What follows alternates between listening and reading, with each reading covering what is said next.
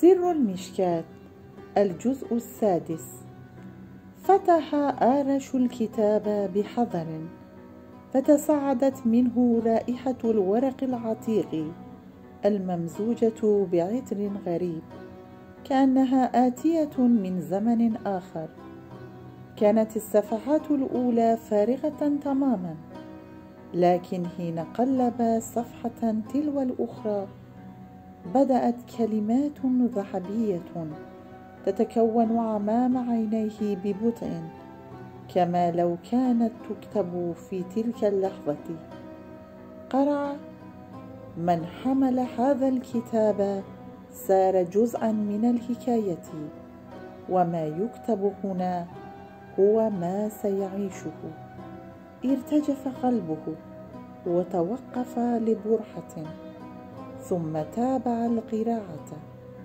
فجأة ظهرت خريطة صغيرة على الصفحة تمثل ممرات تحت الأرض، وينتهي المسار عند علامة على شكل مشكاة. سمع همسا خافتا يخرج من بين صفحات الكتاب: أسرع، فالوقت يوشك أن ينفد. داستان چراغدان، قسمت ششم. آرش کتاب را با احتیاط گشود. بوی کاغذ کهنه آمیخته با عطری ناشناخته و عجیب از آن برمیخاست، گویی از زمانی دیگر آمده باشد.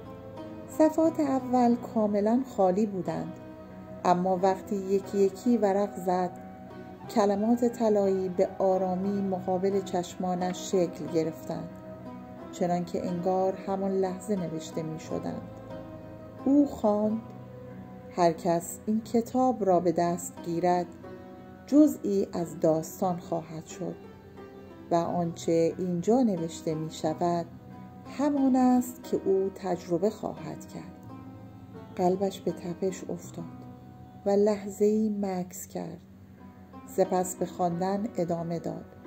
ناگهان نقشه‌ای کوچک بر صفحه پدیدار شد که گذرگاه‌های زیرزمینی را نشان می‌داد و مسیر در نقطه‌ای با علامتی به شکل چراغدان پایان می‌یافت. آرش صدای نجوا را شنید که از میان صفحات کتاب می‌آمد: عجله کن، وقت در حال تمام شدن است.